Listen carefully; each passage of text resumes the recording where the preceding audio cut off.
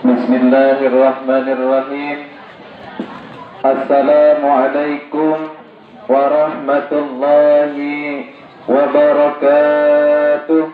Waalaikumsalam warahmatullahi wabarakatuh. Alhamdulillahi rabbil alamin. Alhamdulillahilladzi khalaqas samawati wal ardh وما بينهما في 6 أيام ثم استوى على العرش ما لكم من دونه من ولي ولا شفيع أفلا تتذكرون. الحمد لله الذي خلق الإنسان من طين وخلق الإنسان في أحسن تقويم. أشهد أن لا إله إلا الله وحده لا شريك له وأشهد أن محمدا عبده ورسوله لا نبي بعده ولا رسول بعده أما بعد. Yang terhormat Bapak Kepala MTS Negeri 1 Oku Selatan beserta seluruh pegawai MTS Negeri 1 Oku Selatan, para dewan guru, para warga yang berbahagia dan dirahmati Allah. Yang berbahagia seluruh hadirin yang sempat hadir pada kesempatan pagi hari ini dan yang menjadi tumpuan harapan kami di masa depan, anak-anak siswa MTS Negeri 1 Oku Selatan, yang di pundak kalianlah tertumpu harapan, impian, dan keinginan kami kelak di masa depan. Puji syukur kita panjatkan kepada Allah Azza wa Jalla, dimulai dari ketika bangun pagi hari tadi kita sudah mengucapkan doa bersama-sama. Alhamdulillahilladzi ahyana amatana. Kalimat yang pertama kali kita ucapkan ketika bangun tidur ini adalah kalimat pembuktian bahwa ketika Allah Subhanahu wa ta'ala memberikan izin kepada kita untuk hidup sekali lagi hari ini, bahwa Allah Subhanahu wa ta'ala lah yang telah mengizinkan ruh kita kembali ke jasad pada hari ini, yang tujuannya adalah ketika Allah memberikan kesempatan kepada kita hidup sekali lagi hari ini, Allah setidaknya menginginkan kepada kita 3 perkara. Yang pertama, Allah menginginkan jika ada amanah yang belum ditunaikan, lalu Allah memberikan kesempatan kepada kita untuk menunaikan amanah yang belum ditunaikan. Lalu yang kedua, Allah menghendaki jika ada dosa yang belum diampuni, maka Allah Subhanahu wa ta'ala menginginkan agar kita bertaubat dan dosa itu diampuni oleh Allah Subhanahu wa ta'ala. Dan yang ketiga, ketika Allah memberikan kesempatan kepada kita untuk hidup, Allah menghendaki jika ada kebaikan-kebaikan yang belum sempat kita tunaikan di hari yang kemarin, maka Allah Subhanahu wa ta'ala memberikan kesempatan kepada kita untuk menunaikan kebaikan itu di hari ini. Maka adik-adik yang dirahmati Allah Subhanahu wa ta'ala, nikmat terbesar yang Allah berikan kepada kita berupa kehidupan hari ini jangan sampai kita sia-siakan, karena hakikatnya Allah memberikan kepada kita waktu yang sama 24 jam. Tinggal di antara kita siapa yang lebih baik amalnya di hadapan Allah Subhanahu wa ta'ala. Alladzi khalaqal mauta wal hayata liyabluwakum ayyukum ahsanu amala. Allah menciptakan khalaqal maut, Allah menciptakan kematian, wal hayah, dan kehidupan sejatinya hanyalah untuk menguji di antara kita ahsan wa amala, siapa di antara kita yang paling baik amal ibadahnya. Lalu yang kedua, bersalawat kita kepada Nabi kita Muhammadin sallallahu alaihi wasallam, Kalau tadi kita sudah mendengarkan hadrah, sudah. Mendengarkan saudara kita Fajri tadi menyanyi, membawakan sebuah lagu qasidah, sudah. Sekarang mari kita bersalawat bersama-sama, nanti diikuti bersama-sama ya. Kita muliakan pagi hari ini dengan bersalawat kepada Rasulullah. Semoga dengan salawat yang kita lantunkan akan menumbuhkan rasa cinta kita kepada Nabi kita Muhammadin sallallahu alaihi wasallam. Kita melantunkan salawat Jibril sama-sama ya. Sallallahu ala Muhammad. Sama-sama. 1, 2, 3. Sallallahu ala Muhammad. Sallallahu alaihi wasallam. Lebih keras. Sallallahu ala Muhammad. Sallallahu alaihi wasallam. Semuanya lebih keras. Sallallahu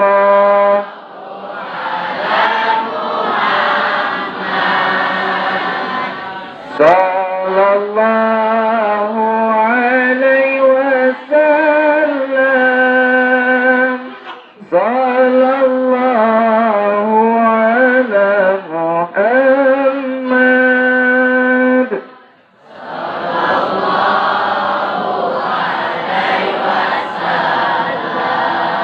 Terima kasih. Anak-anak yang dirahmati Allah, sholawat itu, ini poin pertama pengajaran kita pada pagi hari ini.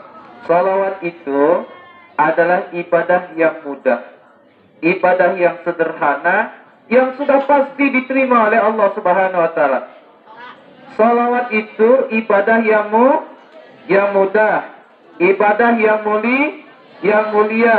Bukan cuma manusia yang melakukan salawat, tetapi Allah dan para malaikat bersalawat. Innallaha wa malaikatahu yusalluna 'alan nabi ya ayyuhalladzina amanu sallu 'alaihi wa sallimu taslima. Maka rugilah kita dengan ibadah yang mudah, ibadah yang mulia, tetapi kita tidak mengambil bagian dalam melaksanakan ibadah yang mudah ini. Karena kenapa? Sholawat itu ibadah yang bukan hanya diucapkan, yang bukan hanya dikerjakan oleh manusia, tapi satu-satunya ibadah yang juga dilakukan oleh Allah dan para malaikat. Maka banyak-banyak bersalawat, ada dia, banyak-banyak bersalawat. Tapi salawat yang akan mendatangkan syafaat dari Rasulullah adalah salawat yang ketika kita ucapkan, ada rasa cinta yang tumbuh di dalam hati kita, ada rasa kerinduan yang hadir dalam diri kita, yang cinta dan kerinduan itulah yang telah akan menjadi magnet, kita akan mendapatkan syafaat dari Rasulullah di yaumul kiamat. Maka ketika bersalawat, anggap seolah-olah ada Rasulullah di tengah-tengah kita. Kita sedang menatap wajahnya, kita sedang melihat senyumnya. Maka ketika ada rasa cinta di dalam diri kita, ada kerinduan di dalam diri kita, cinta dan rindu itulah yang akan menjadi magnet yang akan menghantarkan kita berjumpa dengan Rasulullah sallallahu alaihi. Siapa yang rindu dengan Rasulullah? Siapa yang rindu dengan Rasulullah? Masya Allah. Ya, Ustaz doakan semoga pagi hari ini yang rindu dengan Rasulullah kelak akan berjumpa dengan Rasulullah di surganya Allah. Amin ya Rabbal. Ku rindu padamu ya Rasul, ku rindu ada di dekatmu, ingin ku jumpa sekejap saja, meski hanya dalam mimpi. Masya Allah ya. Begitu rindunya kita kepada Rasulullah, begitu cintanya kita kepada Rasulullah, kita ingin berjumpa dengan Rasulullah walau hanya dalam mimpi. Maka mohonlah setiap kali hendak tidur, banyak-banyak bersalawat agar Allah mempertemukan kita kepada Rasulullah di dalam mimpi. Amin ya Rabbal. Anak-anak yang berbahagia dan dirahmati Allah, sebelum Ustaz melanjutkan materi, Ustaz sampaikan mohon maaf pagi hari ini Ustaz bawa rombongan. Ini kakak-kakak dari Ikatan Remaja Masjid Ikatan Remaja Masjid Oku Selatan. Alhamdulillah pagi hari ini berkesempatan bersilaturahmi dengan adik-adik yang ada di MTS negeri ini. Ustadz bahwa mereka ingin menyampaikan kepada kalian bahwa satu, kalau kalian sudah tak lagi ngaji di TPA, kalau kalian sudah tak lagi ngaji di Taman Pendidikan Al-Quran, maka kalian bisa menaikkan tingkat pengajian kalian pada Ikatan Remaja Masjid. Silahkan bergabung dengan Ikatan Remaja Masjid, dimanapun kalian berada, dimanapun kalian tinggal, buatlah pengajian-pengajian sesama kalian itulah di remaja masjid, di masjid. Kalaupun nanti misalnya kalian ingin membuat struktur remaja masjid, nanti bisa koordinasi dengan Ustadz, ya, atau dengan Ustadz Ihsan.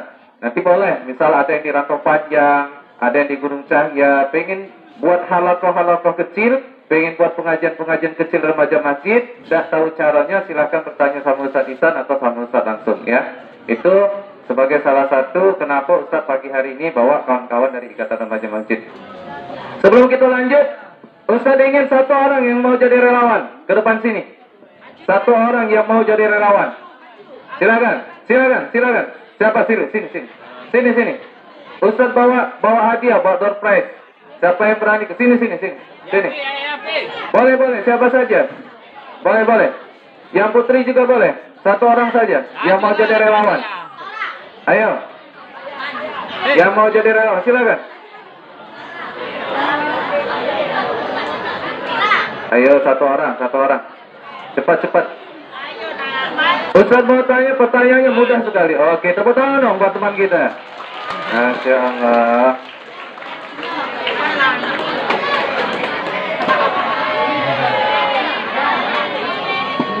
Sini. Sebutkan nama dari kelas berapa? Nama Nikolas Reni Wijaya dari kelas 93. Kelas 93. Mana kelas 93? Oke, keren kelas 93. Pertanyaannya gampang. Kamu pagi tadi sholat subuh atau tidak? Sholat, Pak. Sholat subuhnya berjamaah atau sendirian? Sendiri. Kenapa kamu sholat sendiri? Tidak ada kawan, Pak. Logik ya. Kenapa sholat sendiri? Karena tidak ada teman. Oke ya. Karena kamu sudah sholat subuh sendiri di rumah. Besok-besok kalau sempat sholatnya berjamaah ya. Boleh ajak adik, boleh ajak kakak kalau jauh dari masjid atau ke masjid. Ini, insyaallah ada gunanya. Silakan. Oke. Satu orang putri, silakan. Pertanyaannya tidak susah-susah, gampang-gampang. Ayo, siapa yang mau ke depan? Sini. Maju lah, ada hadiah. Cuma mental. Sebutkan siapa nama dari kelas berapa? Perkenalkan, nama saya Putri Hafizah. Saya dari kelas 74. Putri Hafizah dari kelas 74. Masya Allah. Pertanyaannya gampang, Putri. Pagi hari ini kan kita memperingati tahun baru Islam. Yang keberapa? 1400 berapa? 1444. Benar gak 1444 Hijriah? Benar, Masya Allah. Karena jawabannya benar, Ustaz kasih kenang-kenangan. Nah, nanti dibaca di rumah ya. Oke, silakan dulu. Baik, nanti yang mau hadiah lagi ke depan. Jangan cuma Pak Jribe tadi dapat hadiah ya. Kalau bisa semuanya dapat hadiah ya. Oke. Kita masuk materi. Anak-anak, mau kan jadi remaja yang sukses? Mau jadi remaja yang berhasil? Mau jadi remaja yang bahagia? Ustadz ini kalau dari latar belakang pendidikan, orang tak nyangka kalau Ustadz bisa berdiri di sini. Kalau dari latar belakang pendidikan, orang tak nyangka kalau Ustadz bisa berdiri di sini. Orang nyangkanya Ustadz berdirinya di sini. Anak-anak yang dirahmati Allah, apa yang menjadikan seorang remaja itu berhasil di hari kemudian? Apa yang menjadikan seorang pemuda itu kemudian menjadi pemuda idaman? Apa kemudian yang menjadikan seorang pemuda itu menjadi contoh? Apa yang kemudian menjadikan seorang pemuda itu sukses di hari kemudian? Ini kita belajar dari Rasulullah. Kuncinya cuma 3. Ingat-ingat 3 ini ya. Ingat-ingat 3 ini. Rasulullah SAW itu anak-anak berhasil bahkan sebelum dia belum menjadi Rasul. Rasul Muhammad itu berhasil bahkan sebelum dia menjadi Nabi. Berhasil dalam berdagang, berhasil dalam memimpin, berhasil menjadi contoh. Rasulullah itu jauh sebelum dia menjadi Rasul, sebelum dia menjadi Nabi, dia sudah dikenal sebagai pemuda yang dicontoh di kota Mekah. Bahkan sampai-sampai dia mendapat gelar Al-Amin. Itu membuktikan bahwa Rasulullah itu sukses bahkan sebelum dia menjadi Rasul. Apa kuncinya? Nih, satu. Seorang pemuda itu jangan pernah melupakan prinsip al-haq. Apa? Al-haq. Apa? Al-haq. Al-haq itu artinya kebenaran. Apa? Seorang pemuda itu tidak boleh melupakan prinsip yang pertama dalam kehidupan, yaitu al-haq atau kebenaran. Maka seorang pemuda itu, anak-anak sekalian, apapun yang dia kerjakan, dimanapun dia berada, apapun yang dia ucapkan, apapun yang dia makan, apapun yang dia terima, siapapun tempat dia bergaul, siapapun tempat dia bertanya, siapapun tempat dia meminta, tidak boleh lepas dari kebenaran. Paham? Tidak boleh lepas dari kebenaran. Maka ayat pertama kali turun, siapa yang tahu? Ayat pertama kali turun bunyinya kayak mana? Iqra bismi rabbikal ladzi. Perintah pertama kali turun justru adalah perintah membaca. Pertanyaannya, siapa di antara adik-adik ini yang sampai hari ini masih hobi membaca? Hobi Ustaz? Baca apa? Baca Facebook. Baca status WA, hobi. Baca komik Doraemon. Baca cerita drakor. Baca macam-macam lah. Masih hobi baca, tetapi bacanya bukan bacaan yang bermanfaat. Anak-anak, tak ada satupun orang sukses di masa lalu yang mereka tidak hobi membaca. Semua manusia-manusia sukses yang ada di masa lalu, bahkan masa sekarang, itu diawali dari kehobian mereka membaca. Maka Jibril ketika pertama kali menurunkan wahyu kepada Rasulullah, Iqra bismi rabbikal ladzi khalaq. Bacalah wahai Muhammad dengan menyebut nama Tuhanmu yang menciptakan kalian dari segumpal darah. Masya Allah. Baca deh. Maka kalau kita ingin menjadi remaja yang berhasil, ingin menjadi remaja yang sukses, kuncinya yang pertama, jangan pernah lupakan prinsip al-haq dalam kehidupan kita. Apa itu? Kebenaran. Benar itu bukan cuma sekedar perkataan, tapi benar itu harus dengan perbuatan. Contoh, kita bisa jadi mengucapkan hal yang benar, tetapi kadang apa yang kita ucapkan kita ingkari dengan perbuatan kita. Contoh, adik-adik yang putra, woi, main game itu jelek, tak bagus tak main game kelamuan itu, awak dia dewek main game. Itu artinya tidak sinkron antara yang dia ucapkan dengan apa yang dia lakukan. Maka kebenaran itu meliputi segala macam sumber kehidupan, mulai dari tidur sampai ke bangun menjalani aktivitas dalam kehidupan sehari-hari, tidak boleh lepas dari prinsip al-haq. Dan untuk menemukan kebenaran, kuncinya harus banyak-banyak rajin membaca. Maka dari sini Ustadz ingin anak-anak yang hadir pada pagi hari ini, yuk gemar membaca, termasuk sejarah Rasulullah, sejarah orang-orang sukses, sejarah orang-orang yang berhasil. Maka ketika kita jadikan membaca itu sebagai kegemaran, insya Allah kita akan banyak mendapatkan pengetahuan dari apa yang kita baca. Yang kedua, jangan pernah melupakan prinsip al-khair. Yang pertama tadi apa? Yang kedua, Al-khair. Apa itu al-khair? Al-khair. Kebaikan. Anak-anak, ciri orang baik itu kata Kiai Haji Abdullah Giman Stiar, yang pertama, saya aman bagimu. Apa yang pertama? Coba lihat kawannya kiri kanan. Nyaman enggak kamu duduk di samping dia tuh? Hah? Nyaman enggak? Kalau tidak nyaman, ada yang salah dengan kawan kamu di sebelah itu. Ya? Orang baik itu satu apa? Saya aman bagi.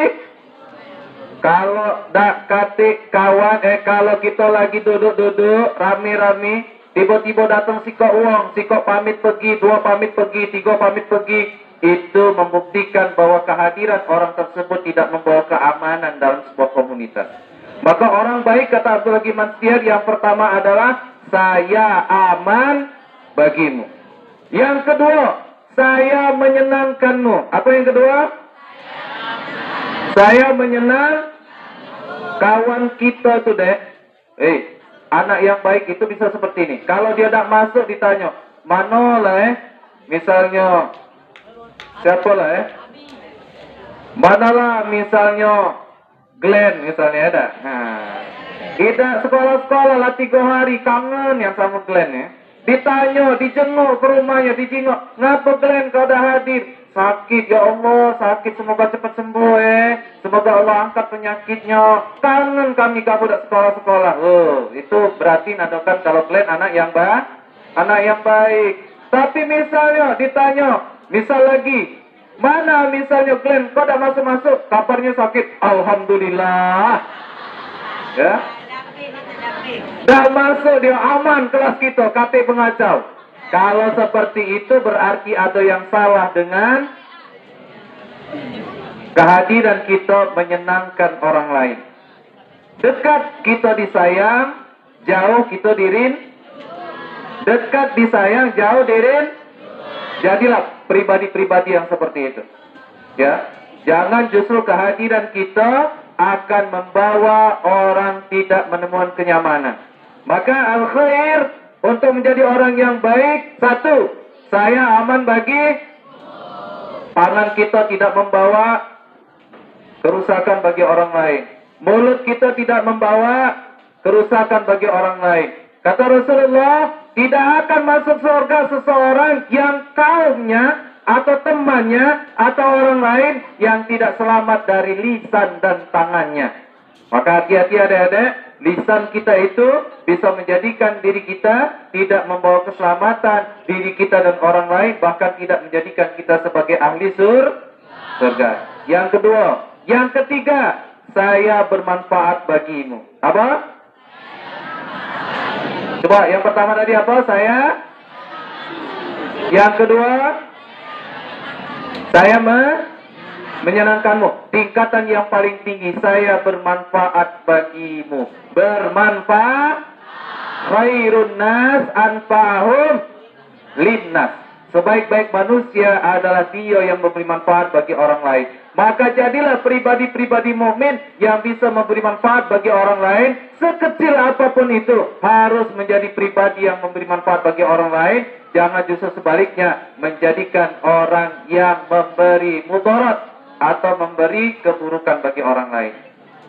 Prinsip yang pertama tadi apa? Al-haq.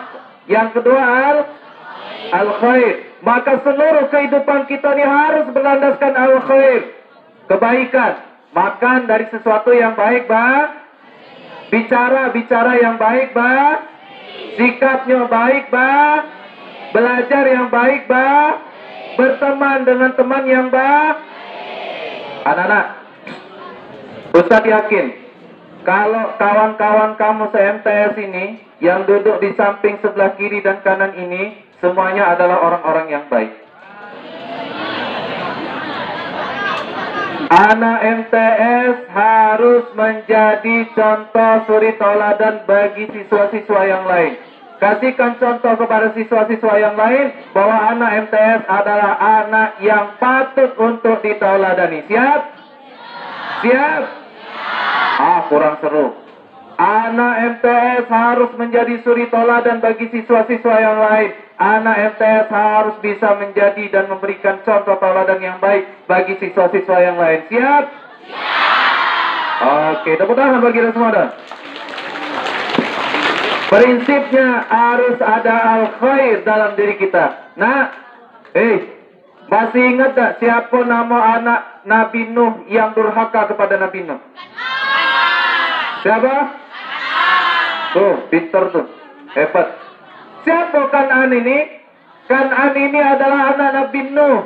Tapi durhaka kepada Nabi Nuh alaihissalam sampai-sampai ditenggelamkan oleh Allah Subhanahu wa taala. Jadi Dek, di surat Hud itu diceritakan pas ketika akan terjadi banjir besar, Nabi Nuh buat apa? Kapal apa? Kapal selam. Kapal selam tempat mengujuk situ ada.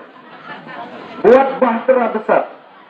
Pas ketika akan terjadi bencana banjir, Nabi Nuh inspeksi, dicarinya anaknya di dalam kapal dakate, naik ke atas dek dijingoknya dakate, akhirnya Nabi Nuh naik ke puncak tertinggi, dilihatnya Kan'an di kejauhan. Di Quran itu dikatakan pas ketika Nabi Nuh sampai di puncak tertinggi, ini belajar dari Nuh, belajar dari Kan'an deh ya, belajar dari Kan'an.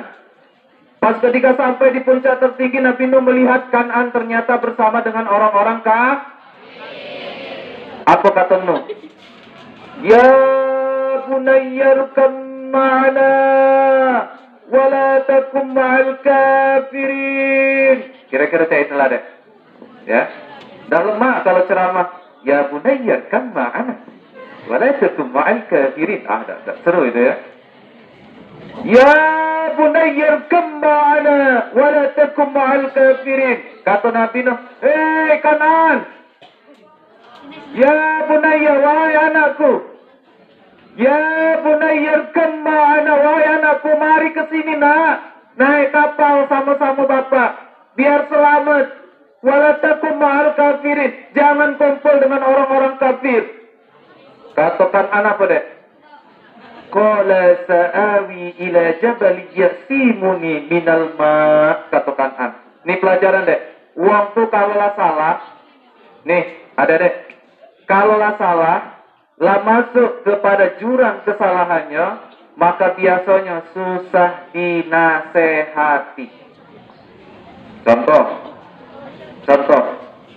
Mohon maaf ini bapak-bapak, para dewan guru yang merokok.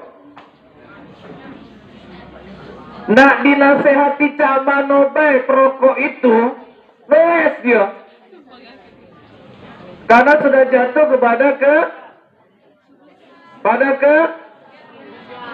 keburukan. Yang narkoba, nah dinasehati camano baik narkoba itu meles dia. Yang kecanduan game, nah dinasehati camano baik kecanduan game itu meles dia. Itulah orang kalau sudah jatuh kepada lembah kemungkaran, pasti susah dinasehati. Maka sebelum jatuh kepada lembah kemungkaran, jangan sampai kita jatuh kepada kemungkaran. Apa kata Kan'an? Qala sa'awi ila jabal yasimuni minal ma'. Ya, biarlah aku dah usah naik kapal. Tak perlu naik kapal. Aku nak naik gunung baik tinggi-tinggi, kata Kan'an. Nak naik gunung ya tinggi-tinggi. Sombong. Nih, orang kalau sudah salah dinasehati dua, kalau tak melesom sudahlah jangan urus sebagai kau. Iya. Ya. Apalagi yang ngomong pacak laku. Giliran mati tak apa-apa dia dah. Masih nak dimandi ke, nak dikafani, nak disolati, mana ngomong pacak laku tu. Tak pacak apa-apa dah. La haula wa la quwwata. Kata daya kata kekuatan kita kecuali izin Allah. Mati dah Kan'an. Mati dah Kan'an. Mati. Walaupun dia naik ke puncak gunung tertinggi, masih ditenggelamkan oleh Allah. Pelajarannya apa dek? Kalau kita berkawan, kawan kita itu secara tidak langsung akan mempengaruhi siapa diri kita. Kan'an tersesat karena dia berkawan sama orang-orang yang hobi futsal, pasti dia akan berkawan dengan yang hobi nari, pasti akan sekelompok setim dengan yang hobi raket, pasti dia akan berkawan dengan yang hobi yang gemar baca Al-Quran, menghafal Al-Quran, pasti dia akan berkelompok dengan anak-anak yang hobi seperti itulah. Yang kemungkaran, hobi dan kemungkaran, pasti dia akan satu tim dengan orang-orang yang hobi dengan kemungkaran. Maka adik-adik, pesan Ustaz pagi hari ini sebagai terakhir ya. Terakhir sebelum Ustaz sampai ke yang poin yang terakhirnya, baru 2, 3 kan psikologi. Kalau pengen jingok siapa kalian, ini rumus sederhana dalam berkawan. Kalau pengen jingok siapa kalian, maka jingoklah siapa kawan kalian. Yang mana? Kalau pengen lihat siapa diri kalian, maka lihatlah siapa teman kalian.